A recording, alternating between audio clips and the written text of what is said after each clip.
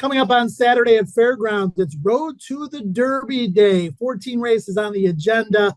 The featured race of them all, the Grade 3 $200,000 Lecomte at a mile in the 16th.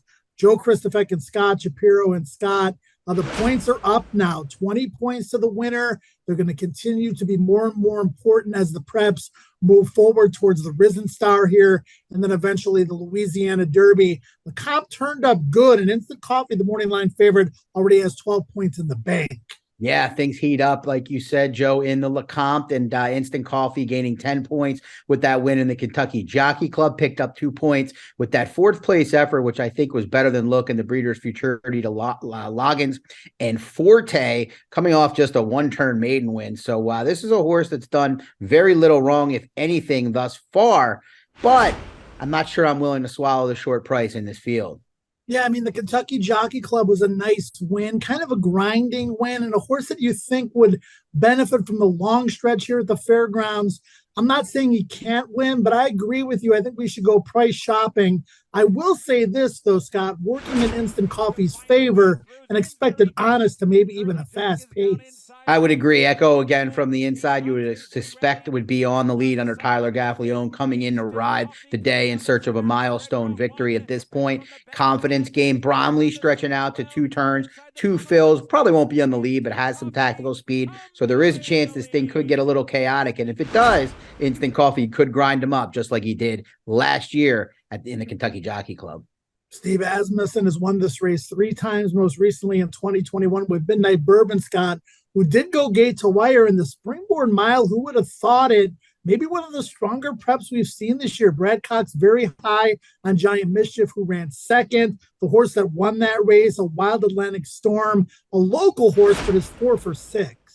Very impressive effort from Wild Atlantic Storm. That being said, Giant Mischief, terrible start. I thought was pretty much the best, pretty convincingly that day. Echo, again, a little disappointing, Joe, in that spot. No reason, no excuses, if you will, was on the lead, stopped to finish third. This is a horse that was probably considered the fastest 2-year-old on the grounds at Saratoga. Extremely well met, went off at 3-5, dominated the field, been up and down since then. Going to be interesting to see what price he goes off and if he can carry that speed. The mile on a 16th distance, for me, another horse I'm willing to take a shot against, particularly at that morning line price. Well, he's not going to be 28-1 like Call Me Midnight was last year for Keith DeSormo, but Confidence Game represents that stable, and he's had an interesting career so far, Scott. He's got plenty of experience. He's had some trouble in his races, but he seems to, and in particular his most recent start when he won, gallop out well. That bodes well for him stretching out moving forward. Very nice looking colt, surprisingly sold for just $25,000 back at the Keeneland September 2021 sale. The dam is a half the Zenyatta.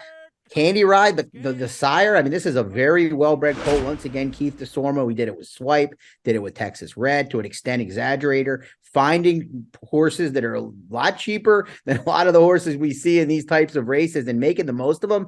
Confidence Game's my pick, Joe. He's got 2 dominant wins at Churchill Downs. He ran well in the debut effort. He ran into Damon's Mound. Keith DeSormo, certainly not a guy you think is going to have his horse cranked at first asking, and then chased a wire-to-wire winner over an inside speed favoring track at Keeneland and Forbidden Secret on October 12th. I think Confidence Game is going to sit a perfect stalking trip, and I think Keith DeSormo and James Graham have a shot to spring back-to-back upsets in the Lecomte.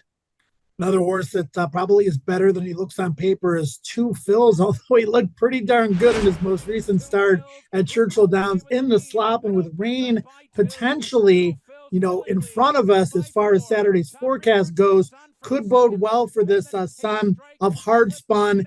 Scott, he had a troubled start in the Breeders' Futurity and in the Street Sense, although he overcame it and got a pretty good trip thereafter to win that race going away. It doesn't look like he's got a lot of speed on paper, but this is a horse early in his career that was in races where he was on or near the lead in 44 and 45 to the half. I think he's going to get a great stalking trip from the outside.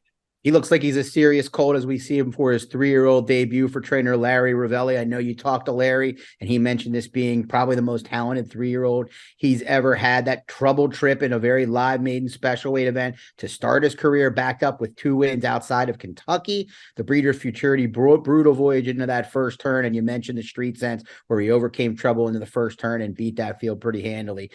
I think Two Phils has as good a chance as anyone. I know you're feeling pretty confident in his efforts. Yeah, I'm going to go with Two Phils as my top pick. Ravelli says the best 3-year-old he's ever trained. That's only January. It remains to be seen moving forward. I just want to mention Bromley real quick, stretching out for the first time. Perfect 2 for 2. He did win at Churchill at first, asking by a length and a half, but kind of looked like he was done on the turn and then reasserted himself. Looked to me like a horse that would benefit from added distance, and he won sprinting again at Turfway last out. Oxo Racing did win this race in 2018 with Instill Regard. Scott, any quick final thought? Yeah, Bromley, both of his races kind of fit that trip. Looked like he was done re-rallying. The added ground could help. Paulo Lobo revitalizing his career of late with these OXO equine horses. We'll see how he handles the 2 turns and how he handles the ship in New Orleans. Some great promotions each and every day at Twin Spires, including on Saturday at the fairgrounds. The hit it and split it on the pick 5, but the pool grows, swells up to $4,000. Bet the late pick 5 at the fairgrounds on Saturday's Road to the Derby Day card. If you hit it, you're going to split in the $4,000 bonus pool. For Scott Shapiro, I'm Joe Kristufek. Enjoy a huge day on Saturday in New Orleans.